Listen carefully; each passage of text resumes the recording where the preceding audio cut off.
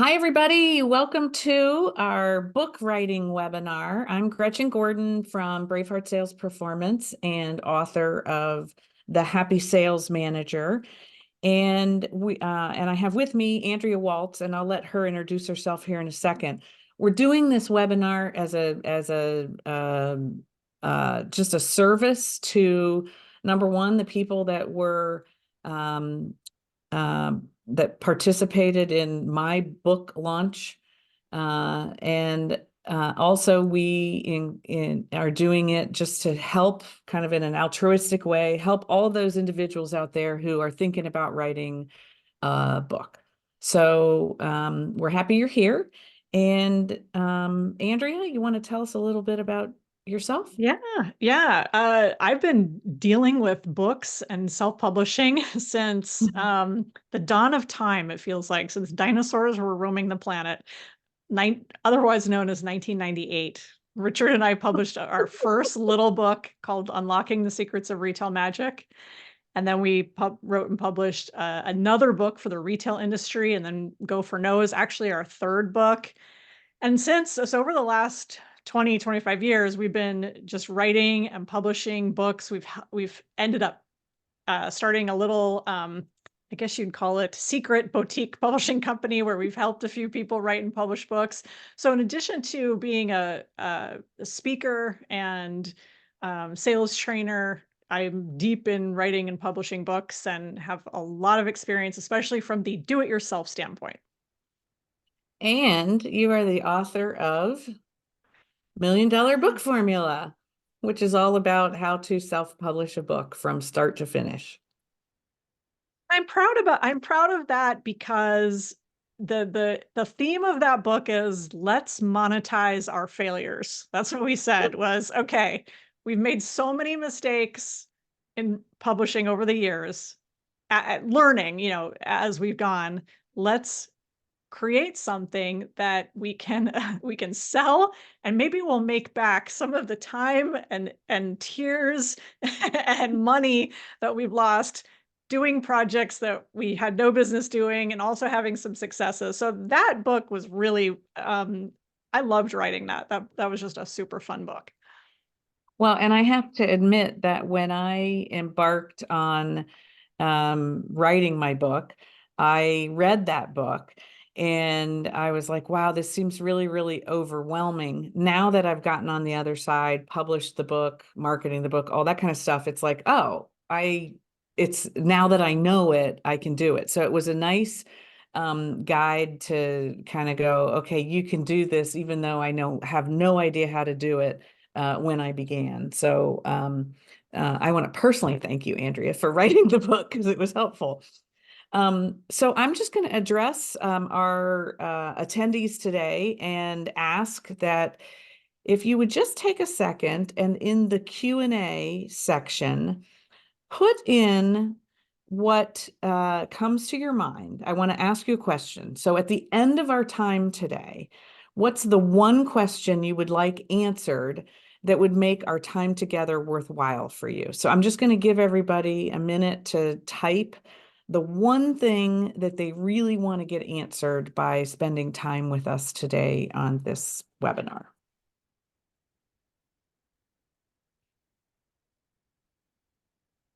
Love that question. It's such a good question. And it's kind of like we want to make sure we have a I guess what I would call a loose agenda. I mean, we know exactly what we want to talk about, but we want to be as conversational as possible. So we want to be as helpful. So people that have taken time out of their busy day, we want to make sure that we're addressing, the things that are top of mind. So the one thing you want to make sure that we address today that will make our time worthwhile. So I'll give you just a few more seconds.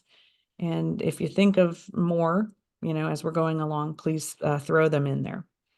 So let me tell you why I wrote my book. So my book is The Happy Sales Manager. It's directed towards sales managers, obviously, and also founders of small companies that might be leading, their sales team.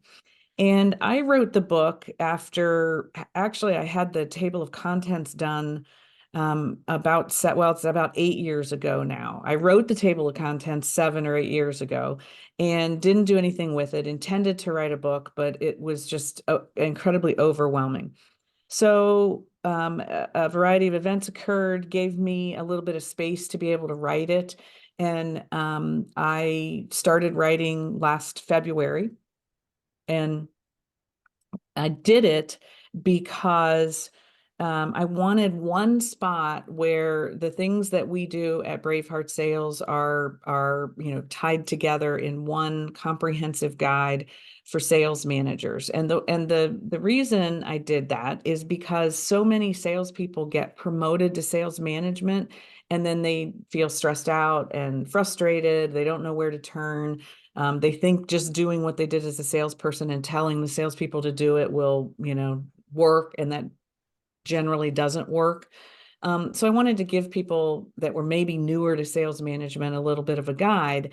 And I also wanted to make the elements that we teach and train and coach at Braveheart with our sales teams that we work with, our clients that we work with.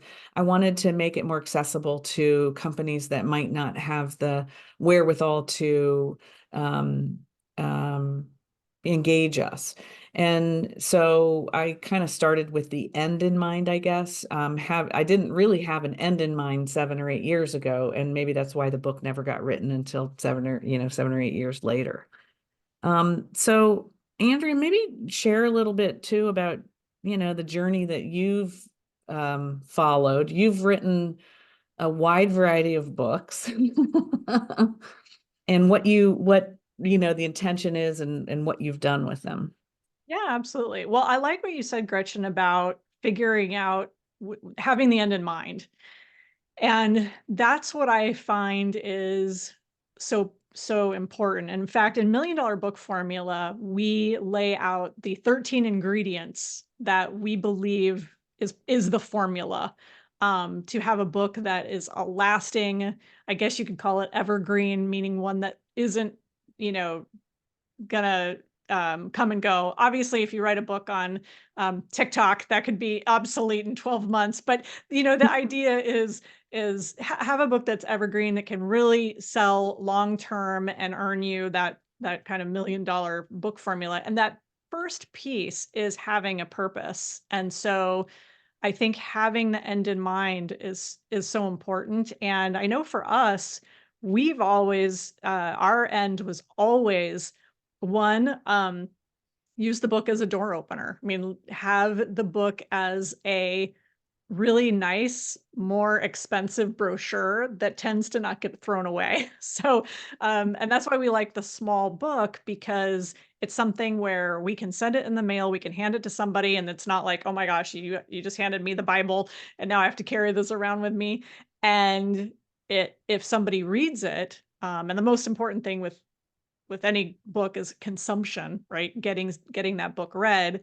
That was always our end. And then there's other nice things. There's having that additional income stream where once you create something, once you create any product and put it out, that is, something that you're going to continue to market and something that's relevant, you have that opportunity to create that income. So I agree with you. I think having that end in mind is really important, and understanding.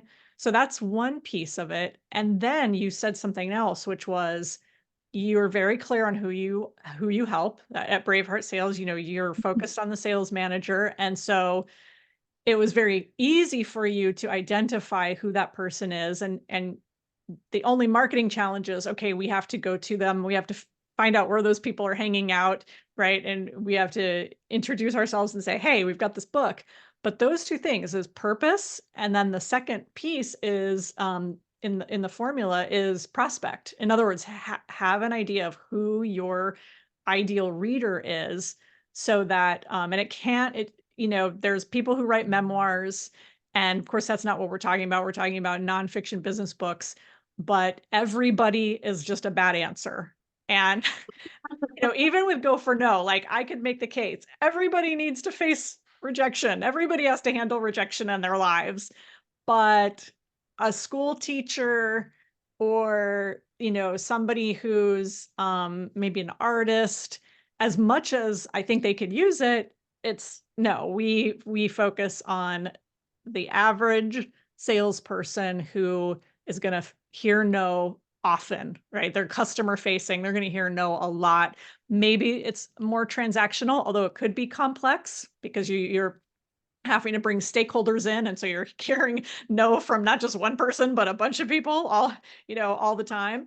And but ultimately, like, having that focus on that prospect, I think those are the two things that you have to have in place in order to make that book successful. Yeah, that's a really key component. And I want to go back to, your book, The $1 Million Book Formula, which, writing a smaller book, something that can be consumed, it validated for me when I was writing my book that it doesn't have to be a 250-page book. And because I was not intending to write a 250-page book. I have a bunch of sales and sales leadership books that are 250 pages and they're thick. I've not read, cover to cover on any of them. And this is my profession, right? And so I just think about a sales manager who is super busy, um, isn't going to be able to consume. And frankly, everybody who's, is super busy now isn't going to be able to consume a business book of 250 pages. For, they just can't, they just don't do it anymore. We just don't do that. So I focused on something that was really near and dear to my heart, which was the uncomfortable or unhappy sales manager who I was when I first started out managing a sales team. So I was able to be a little bit anecdotal about, my experiences and could really identify with, what the problem that the book is trying to solve. It's just like anything with marketing, right? It's like, what are we trying to solve? So I really took to heart, I guess, your advice, I guess, last year when I was writing the book. However, I realized that I wasn't probably going to have the um, patience or time or space to do all of the elements without help. So I did search out. There are platforms out there that will help publishers or writers, I should say, get their book into reality. Um, and I guess so I followed a process that did some of it for me. I still obviously had to do a lot, and you kind of lead the resources through the process, but they had a kind of a step by step, do this, this is how you write a chapter, this is how you put your book together from just from a flow standpoint. You need to have an editor, those types of things. So, you know, and we can get into all the different areas of what it takes to take a book from idea to the market and what we do with it after that. But what do you think, you know, the elements are that people need to consider, like, why are they writing the book? What are the different, why might somebody write a book? And maybe why should somebody not write a book? Maybe we should talk about that. Yeah, that's a really good point. Well, okay, before we jump to that, let's go. I just want to go back to the length of the book. Now, Oh, yeah. and I love how you follow direction. So you're a good direction follower, Gretchen. Um, because your book is a perfect, I think it's like 130 pages or something like that. It's Correct. at a sweet spot, which I think is a very sweet spot. Now, we have a mutual friend, colleague, Carol Mahoney, who wrote a fabulous book called Buyer First. Yes. And her book is a very big. I want to say it's 3 something. I mean, yeah, it is big. But Carol, she had a vision, and she's very, very based in research. And so Carol's I guess her underlying, I'm going to assume her underlying mission was, I want to make all these points, and I'm not just going to make them and you're going to just accept what I'm saying as fact. I'm going to show you the research why and behind it. And for that reason, it's a fascinating book because you learn not just the, okay, they say this, but what's all of the behind the scenes. It's an amazing book. So it's not that there are not places for those books. And to your point of, why should some people write it or not? And I think this book was, and it was a book that she had wanted and struggled with writing for a long time. I Yeah. think to put words in her mouth, and I'm not saying this is nothing that she hasn't said publicly. I mean, because I remember she did like she shared this online, like it was hard for her to write a book. It was and she second guessed herself and all of that. So it was, she had to work on her mindset just to get that book out. So back to the length. It's not that there's anything wrong. Like if you have a 3 or 4, but um in general, I think that if somebody has an idea, I wouldn't want to say like, well, until you can explode this. Carol had this vision, like, here's what this thing needs to be. This is what it needs to be. I am building a Cadillac here of sales books. And you may have an idea. And the fact is, it just doesn't require as much. Maybe, I mean, Go for No is a tiny idea. We blew it up into a little fable. Um, Even Million Dollar Book Formula is 110 pages, and it's focused on the 13 ingredients that we believe give a book the greatest chances for success. So, I don't want people to be dissuaded.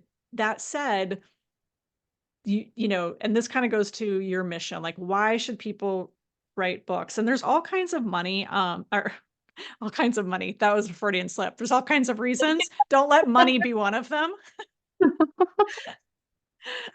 I'm just telling you right now, my book's done very, very well. But I'm not living on a private island over here. So money is not, no, money is not one of the reasons. It does offer you, my friend Honore Corder, who's written a lot of books about writing and self-publishing, she always says, a book gives you incredible credibility. When you say that you write, because it's a differentiator. It just to take the time and effort and energy, it totally differentiates you. And in our group of women sales pros that we've been a part of, everybody talks about how they get asked, and whether you're going on a podcast or you're being introduced on stage, it's like, what's your book? And it almost is like, if you don't have one, it just doesn't, it's just such a credibility piece. And so, that is one really important reason. The other one that I think is kind of goes to what we were talking about is, what's that end purpose, right? What change are you trying to create in your audience? How can that help you get doors opened into the businesses that you want to impact? Can you give copies of your book? And this is another benefit of it being small. Can you give copies of your book as to a VP of sales or to human resources or any kind of decision maker? And when it's on the little bit smaller side, it's a little bit easier and cost effective to do. So that's a long answer, but I did want to go back and address the length. No, I'm glad you did because, I think the traditional, and you're exactly right, Andrea. I've heard a lot of people say, oh, do you have a book? And oh, you need to write a book and you should write a book and all that. And those aren't really reasons to write a book. And sometimes it is the stumbling block to writing the book. If you think, oh, I'm going to get a publishing deal, which means that the book does have to be meaty, right? I'm going to go get a traditional publisher. And so I think that there's, if you are writing the book or you're considering writing the book just because people have said you should write a book, I would examine, is that the right reason to write the book? If you're not, if your heart isn't into it, then it probably isn't going to be that great. Now, if, I want to launch off of what you said too, Andrea. If you're doing it for a credibility reason, that's a really valid reason. That's a highly valid reason to do it. But if you're doing it just for the credibility and your heart's not in writing it, maybe you do an even, you know, less traditional route. Maybe you go a less traditional route. Maybe you have a ghostwriter write it. Maybe you record your thoughts about the topic and have someone else write it for you, put the words down on paper for you. Because if you think I want to write the book because I want it to be a, oversized business card, but that's the only reason to do it, you might never get the book written. I don't know. What do you think about that, Andrea? Yeah, I think the purpose is really important, because if it's just the oversized business card, if it's just a marketing piece, then the content's probably not going to be very good. Like you want to have, and I'm so glad that you brought that up, because you spurred a thought. One of the best things about having your book is that you get to share your point of view. And you want to make sure that you have a point of view. So don't think of it like, oh, it is just an oversized business card and it really doesn't matter what's inside. And I can just kind of chat GPT AI this thing, which I'm sure is going to happen more and more. And people can read that stuff a mile away, because it's all lists and bullet points, and it's like there's no substance. You want to tell stories in your book. You want to use examples, real life, from your clients, from your customers. And so, and have that point of view. And it may be a controversial point of view. I mean, we've got a few controversial things in here, like, hey, keep your book short. You don't have to go overboard. You can always write a second book and a third book if you have a lot to say, and just figure out, okay, how do I kind of compartmentalize these? But yeah, so I'm glad that you brought that up. Yes. Yeah, and So, go ahead. not to interrupt, but we're getting a lot of questions in the Q&A. And along those lines, Andrea, you mentioned compartmentalizing, and a couple of people have asked a similar question around this whole process seems so overwhelming, and I've put it off for years, and I don't know where to start. Maybe if you could drill down a little bit on what a good first step is after you've identified who you're writing this book for. That's a great question, Kendall. Gretchen, do you want to start? Because from your kind of experience? Yeah, so I put mine off for years, mainly because two reasons. I was busy running the business. And the other point was, I think, and this might even be what you were talking about, Andrea, with Carol, is like, is what I have to say really worth it? Is it worth, creating a book out of it? And I think it took me a few years to gain the confidence. So where I started was, who's it for and why? And what are they going to get out of it? What do I want them to get out of it? And not just, like you said, Andrea, it's not everybody. It's sales managers, and even in a very, very particular way, the novice sales manager. And I have to say, I struggled with that for a while, because of course I want the book to be, I want everybody to want the book. But it's just like in marketing and sales and everything else. Not, if you're for everybody, then you're not for anybody. And so I got really, really narrow with what I was trying to accomplish for the reader. So think about it from the reader's perspective. And then what I did was just I did two things. I did what you would call like a mind map, right? So what's the big idea in the book? And that's really a starting place that I started with. And then I mean, visually did it. It was a creative process, did, circles and words and stuff like that. And did a mind map of all the stuff that was up here in my head. And then does it support the main idea or the big idea that's in the book.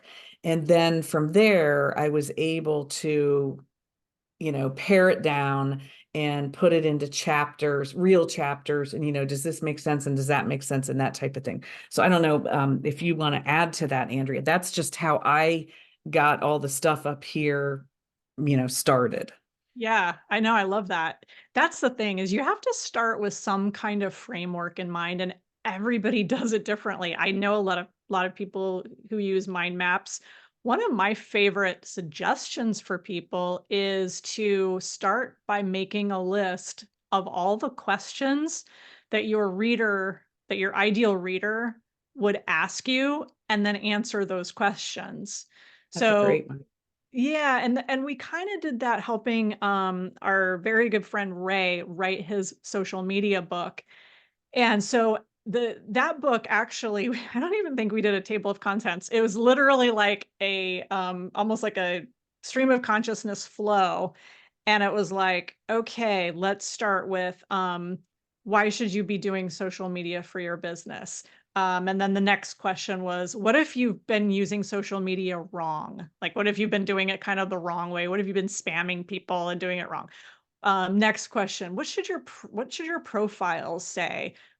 Should you be, should you be sharing stuff privately, like your kids and the cocktail you had and, all that kind of stuff? Like, where does that fit in? And the whole thing kind of followed this snaky pattern, but all of the questions were kind of logical because they led one question kind of nicely led to the next question.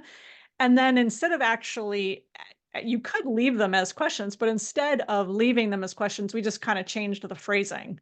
So it was like, what if you've been doing social media wrong all this time? And how should you project your personal life versus your business life? And so it led naturally. So I think one kind of cool way, a framework, is just to start with a bunch of questions. And you find that, just answer them, just free flow, keep going. And you'll probably agree with this too, Gretchen, is don't edit as you go. Like, just allow yourself to write. Don't start going like, oh, that I've used that word twice and this doesn't work. All of that is stuff that you can worry about later when you have other people read it, your copy editor can read it, but don't self-edit. And I think you'll find that if you kind of start that way, oftentimes also frameworks will emerge.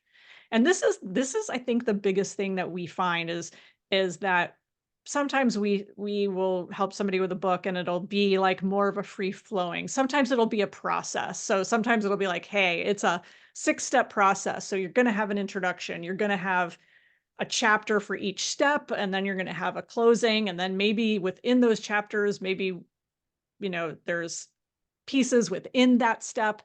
But ultimately, you want to end up with some kind of framework, almost like decorating a Christmas tree. It's like, what's that framework? And if you don't know where to start, I just encourage you to start with the questions. That is a really, really, really good way to start. I probably would have done even better. It probably would have been even easier to write the book had I started that way, but I kind of went down this path of this mind map thing and it worked out. But yeah, everyone has their own format. So I like that idea of what questions are you going to answer with the book, which keeps again, which you always want front and center, which is who is the book for and why would they read it, right? What are you trying to help them with? Exactly. And to that point, Gretchen, just sorry, I just wanted to add this No, no, little no, go in, right ahead. is when you know your reader really well, you should know those questions, right? You should be able to kind of be in their head, and those questions should come easy to you. If they don't, then you may not be thinking correctly of who your reader is. So it's like if you're writing a book to help moms who are trying to get back in the workforce or something, you should own that, become that character, right? Become that woman who's going back into the workforce. And what are all the questions? And I think that will help you stay true to your purpose and who your prospect is. Yeah, and I think also when I was writing my book, it was easy for me to identify with my audience because I had been that person, and sometimes you find that it's fairly revealing and can be painful, right? You dredge up, the stuff that you're trying to help these folks with that hopefully will read the book. So no, I think you're exactly right. That actually makes a ton of sense. Um, and one thing that when I made I think a tactical error when I started. I know it was a tactical error when I started. I had in my mind what the title of the book was going to be. So I had this title conjured up because I thought it'll be great. I'd even researched to see if that title existed, and that kind of thing, which actually it doesn't even really matter if the title has existed before. It doesn't matter. But as I was writing the book, I was trying to write to support the title, and it felt forced. And I was trying to continue to support the title. And ultimately, what I learned by going through the process that I used an external help, to go through this, I realized that, well, first of all, the title meant something to me, but when I sprung the title on other people, because I think you want to do that, you want to socialize it, they thought it meant something completely different than what I intended. So that actually was a stopping place for me. It took me maybe 3 or 4 weeks after I'd actually written the book um, to come up with the ultimate title. So the Happy Sales Manager, because the original title didn't feel right. It felt like I'd stifled my writing some. And I felt like it just felt too, oh, I'm trying to put all this stuff in a box. And I actually had help from my team, like, what about this title? What about that title? What about this title? And nothing really stuck until it made sense, and it was the Happy Sales Manager. So I probably spent an extra month because I was so locked into a title that I was trying to write towards, and ultimately that I had to kind of back up and switch gears, I guess. I don't know. So what's your advice about title versus Yeah. write? Um, exactly as you experienced. I think that I think it could go both ways, right? I think sometimes a title can pull you.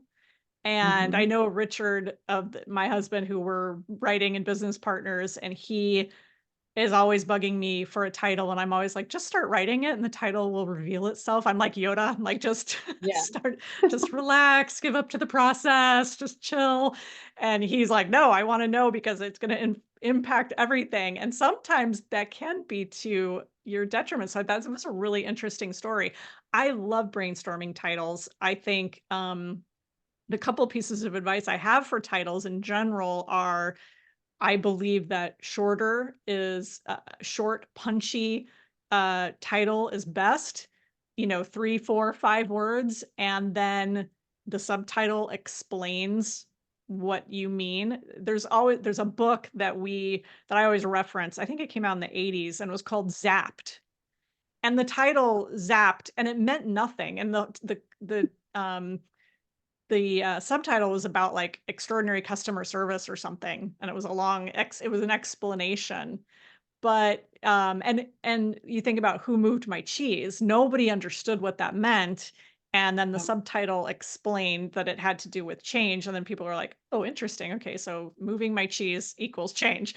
The subtitle explains it. So, the other fun thing, in addition to, I think you also said something really smart, Gretchen, which is sharing it with other people and getting their feedback and being open to that feedback. And if it's one thing to hear if you hear one thing from one person, it doesn't mean anything. But if everybody's starting to kind of be confused, or if they think it's one thing, you go with the wisdom of the crowd. There's actually a website called PickFu, and it's PICKFU. I love this website. It is a wisdom of the crowd marketing research type website. And you can, and it's iterated over the years. They've been around a long time. But basically, you can go in, and I do this with book covers, and I do this with subtitles or titles sometimes, and you can ask 50 people randomly, and you can actually spend more money. It costs more money to start to craft the audience. So you can do men, women, you can do people who have said that they buy books on Kindle, you can do people who say they're sports enthusiasts, or people who are like I almost said the word homemaker, which like makes me sound like the 40s. You to be stay-at-home moms or something. Yeah. I've never said that word in my life. I don't know where that came from. I'm envisioning the homemaker. I'm envisioning have the drink ready for the husband and his slippers and his Yes, pipe the ready for when martini. he gets in Yes, the door, right? exactly. Yeah. What? I don't know. So, but so the cool thing is you can go into PickFu and you can say, of these two subtitles, which do you prefer? What hits you more? Of these two titles, Go for No versus Hear No More, and people they click which one they like better, and they actually give you a reason. They give you logical, and I just did it for the book cover not too long ago, and it was so cool to see all of the feedback. And the funny part was the author liked one cover, Richard and I liked the other cover. And I remember saying to him, I'm like, everybody's going to choose our cover. We're going to win. I know. And then we'll send her the feedback and then we'll win. And everybody liked her cover. I mean, it The was like, authors? yeah, it was like 70-20. And so we went, well, that's, I mean, we want to do what the author wants to do anyway, but in that case, it was like just nice to say, and this is what the audience likes. So there's a lot of cool resources out there that if you go it alone on this process, and I know you referenced that you hired a services company, and there are a lot of companies you can hire to either do the whole process as a package. So they'll do the editing and they'll do the cover and they'll help you format the book and everything. They're not going to help you write it. You need to do that part or figure that out on your own. And then there's also ways where you can almost be your own publisher. So you can go on different websites and you can hire a cover designer and you can hire a person to format and you can kind of DIY it, the whole thing yourself. It takes longer. There's a learning curve. I think hiring a services company who says, yeah, the package is $3,000. We're going to do all of this stuff for you. And you go, great. Well, I'm going to send you my manuscript and please take it. So, but the PickFu stuff, there are some good resources out there for you to get some good feedback. Get the feedback on Yeah. your own.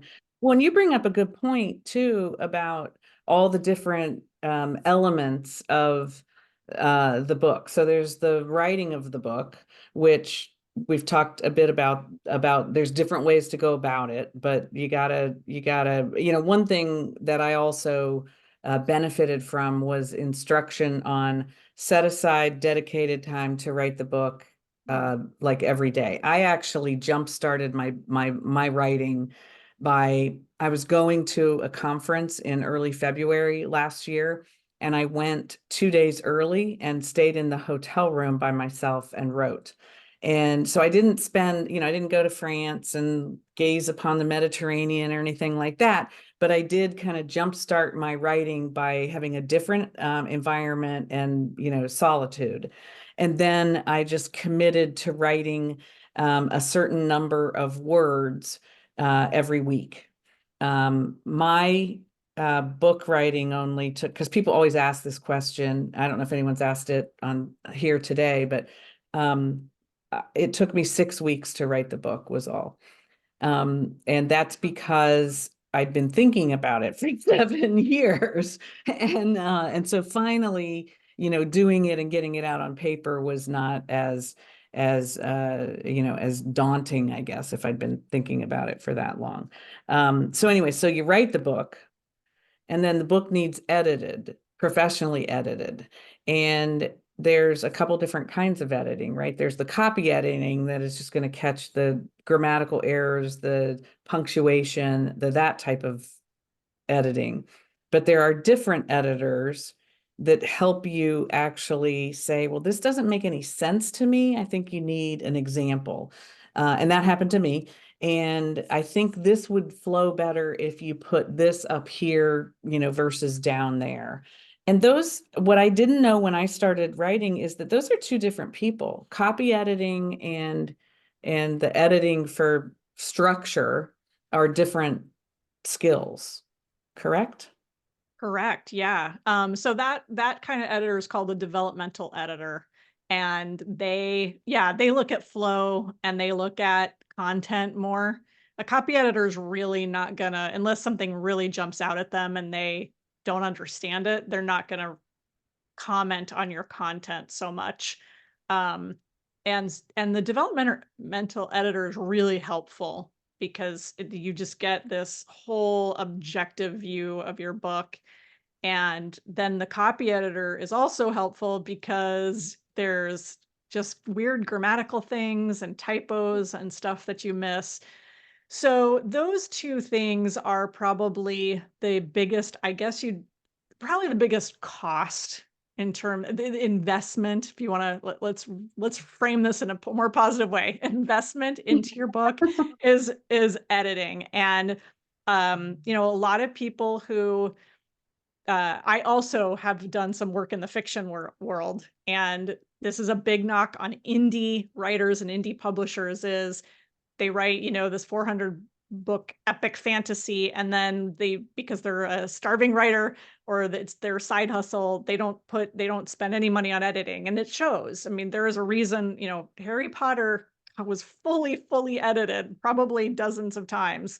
And as great as J.K. Rowling is of an author, these things just go through the mill, over and over again. So editing is going to be the biggest investment. And that's I guess the benefit that we have had as people who have been writing for so long is we're our own developmental editors. Like we don't hire a developmental editor because we do developmental editing for other people. Like we just understand how books are supposed to be laid out just from reading so many and experience, but I would not shortchange that process. Yeah, no, and it was eye-opening for me too. It was like, oh, got to come up with an example for that, or I have to expand that thought. Or it was also helpful when she said, I don't understand what your point is here. It was like, oh, well, that's really valuable because you don't want to put a book out that someone's not going to understand what the point is in a particular paragraph. So yeah, editing took as long as writing the book did, in my experience. And then after the editing, I guess, let's see, we did cover. You get to design the cover, and you got to think about your front cover, like what do you want it to look like, but you also got to think about the material that you want on the back cover. If it's a physical book, they're going to turn it over, but just also you want to really be thoughtful about that. And then formatting was something new and different for me, having someone to format it. So it has to be formatted for physical book, and it's a different format for an electronic book or a digital book. And what are your thoughts, Andrea, on because mine is a business book, I have it in electronic, I have it in paperback, but I also have it in hard copy. And I don't generally physically send the hard copy out, and I don't pack them in my suitcase and things like that. Because like you said, the paperback is so much easier to send and cost effective and that type of thing. But what are your thoughts on that? Is hardcover even necessary these days?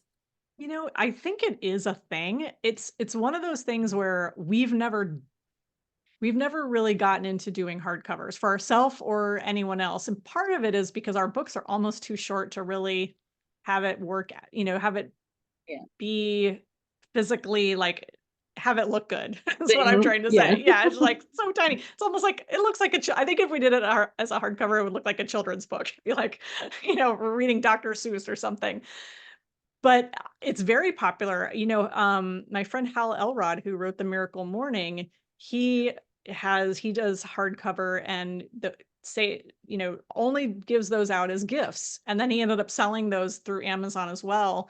But mostly just sold his paperback. So I think that if you have a company that you hire that does all the different services and they offer that as an option, it's a great thing to give a decision maker, or maybe if somebody hires you to, if you've got speaking as a part of your business, somebody hires you, or consulting or whatever, you can send them a hard cover as a gift. I think that makes, it's a nice gift. Yeah. And then the other thing is, distribution, not just on Amazon, but you can distribute your books in a number of different ways. You could sell your books on Shopify if you wanted to. And you can, if you have physical books that you want to get into libraries or bookstores, then you also need to, Amazon doesn't distribute, bookstores aren't going to buy from Amazon. So you have to have like an Ingram Spark account. And so you have to set those things up. But let's talk about the big thing as we're kind of winding down the hour here. Let's talk about marketing of the book. Yeah. Because that was, as I look back on the whole process, now I know many people who said they will never write another book again. I will write a book again. I'm not opposed to writing a book again. I came up with about 10 different topics while I was writing this book. But marketing is absolutely the biggest lift in my mind of the whole process. Writing the book is, from my perspective, the easy part compared to the marketing of it. For sure. We compare the marketing of a book to and the whole process of and we're not the only ones who do this. This is a pretty popular analogy, but it's like giving birth. I'm sure I know giving birth is far more painful, at least in the moment. But once you have your book and you've birthed it out into the world, it's like you don't abandon your baby. You're not like, all right, well, that was painful, but we're moving on. You're on your own. What's for dinner? You're 2 weeks old. We're moving on. So yeah, you've got to figure out like, okay, how do we keep this thing alive? And it becomes for us, it just becomes a constant talking point. And everybody handles their business a little bit differently. Everybody kind of has that what's the way that you start with us? What's the door opener? How do you engage with our company or our services or maybe our products? And so you as an individual service provider or trainer or speaker or whatever it is you do, the book is a great additional doorway to walking in and figuring out how to engage with your company. For us, we've just made the book front and center. Like we've walled off every other way to get in. And we've said, you're going to come into our world through the book. That's the portal. And some people, and I remember talking to somebody in our women's sales group who said, everybody says I need a book and I just really don't want to write one. And I'm doing so well, it would take away from everything else I'm doing and it would cost me time and money and I will just lose tons of clients. And then for what? And so again, that goes back to the purpose and the end in mind and what you want. So from a marketing standpoint, understand that it's not just about throwing it up on Amazon, that you want to have a plan and you want to just understand that it's a portal into doing business with you that you want to constantly talk up. Yep. No, and that's, one of the things that I did to get the book birthed and out into the world is, and some of the people are on the webinar today, and this was a promise that I gave to this group of people, the people who helped me launch the book. So, and the book launch continues really. I mean, the book came out in September, but it's, you know, I have done now an audiobook and it's not up yet. So there will be a relaunch because then the audiobook will be available. And the launch team, I asked them for very specific things to help me. Number one, you know, get some people to buy the book at a discount during this launch period, and that right from Amazon, and then leave a review. That was really the big request because the reviews are important. And then, you know, after that, there's lots of things you can do. There's all kinds of book promotional sites that you can do to get people to write more reviews because they want reviews on their books and things like that.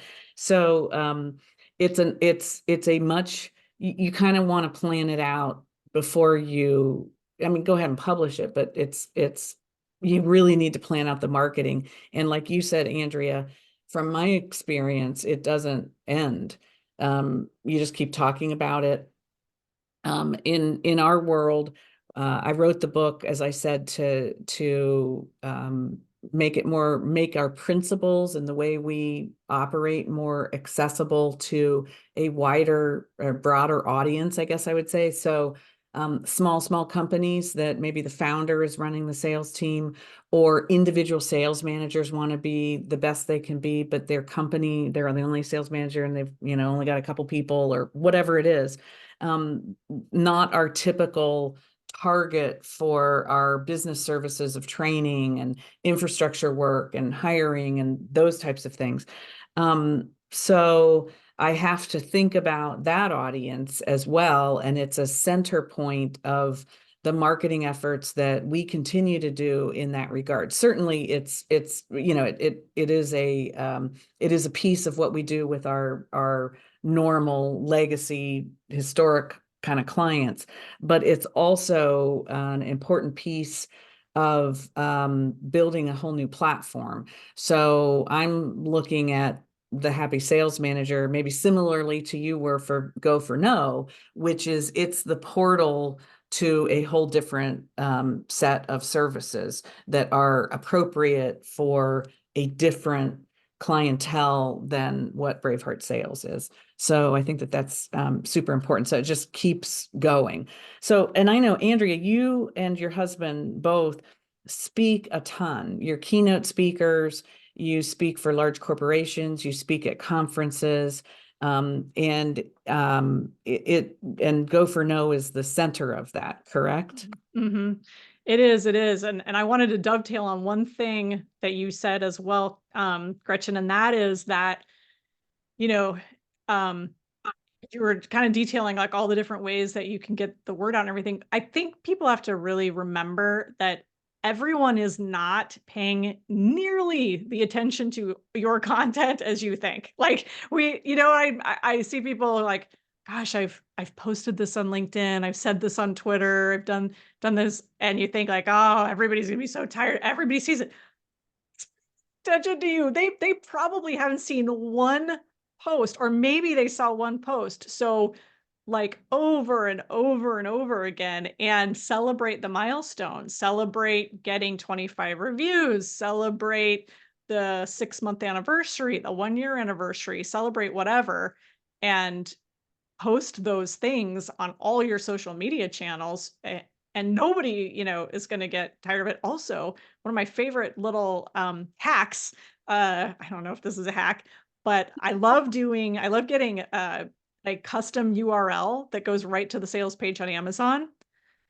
So if you're on a podcast or something, this took me years. And then somebody, our co-author, Ray Higdon, for Go for No for network marketing, he bought it and it goes to that book. And I was like, oh my gosh, that's genius. So I bought readgoforno.com. So instead of telling somebody to just go to Amazon and find Go for No, which they could, but if I'm able to say readgoforno.com, people they can remember that. I mean, that's such an obvious, URL that you can type in. So that's like a fun marketing thing. Yeah. And go ahead. We have some questions that have come in, and kind of along those lines, back to the concept of, do you start with the title first and then write it and see if you need to change it? But Dennis wants to know specifically, I've already come up with the title. I haven't written the book yet. I've had it outlined. I also looked and found that the URL is available and have the URL. So what should I do? Should I just keep, down that path and writing the book to the title that I already chose, or what do you suggest? So the book is the idea of the title was in your head, Dennis, and you are writing towards that title. And I think, Andrea, you said this earlier. My experience was the title was wrong. But it could also pull you. I think that's the word you used, right, Andrea? Yeah. So if the title pulls you, then just go with it. And what did you say, Kendall? He asked the question, if you've written it, should I just write it and then maybe go back and figure out whether it still fits or not, the title? That was the question. And in this particular case, I think the title was also available as the URL, like Andrea mentioned. And so is there a way to kind of make sure I follow that, because it's available and that's the title I've been working off of? Yeah. So it sounds like Dennis has a plan. So I would move forward by the URL, move forward. And, worst case scenario is, you end up changing the title, but get writing. That's the next step. Yeah, exactly. I would agree completely with that. And the thing is that I don't think that there's one right answer. There's not one exact way to do any of this. And so, the goal was to kind of share our experiences of what's worked and maybe avoid some of the pitfalls, prepare yourself for what's ahead, and, just get going, right? And I will say one of the things that really helped me was taking dedicated time, like literally 2 days, and I organized everything and I just started writing, and then once I got that going, it took off from there, I guess I would say. That's such good advice. Yeah. Kendall, we've only got a couple minutes. Is there any other question that we need to address before we sign off?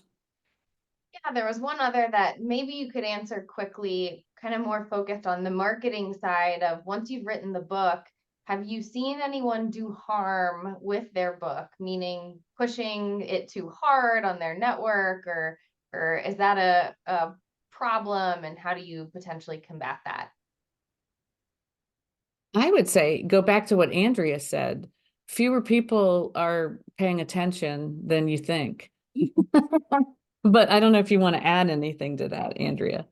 Yeah, I think that's the rule of thumb. I think we think that we're being way too maybe pushy or aggressive with the book, and we're not. And by the way, you can share things about the book that are valuable. I mean, if you share a graphic that is a quote from the book, that's a little valuable nugget. If you get on and do a Facebook Live or Instagram thing and you read a paragraph or two from your book, these are all value driven things that aren't, and so you're saying, hey, and you can get the book here, but there's nothing like bad about doing that. Well, and I would also say you made me think of one final thought, which was, as long as the intention is pure, right? So as long as you want it out there because you're trying to help more people, you're trying to get more people to notice it that are the right people to consume it. So to your point, if you read a chapter, or you give a chapter away, or you take an excerpt out and write something about it, and then say you can get the rest of it in my book, that's totally fine, as long as you're doing it authentically and for the purpose of helping those people that are potentially going to come across that. If it's just buy my book, buy my book, buy my book, I think people would be maybe turned off by that. And Yeah, so absolutely. last question here, people wanting to know, Andrea, aside from getting your book about how to write the $1 million book formula, how can they get other help, or is there anything else you could share with them, or a way to engage that would help them to actually get started on writing the book?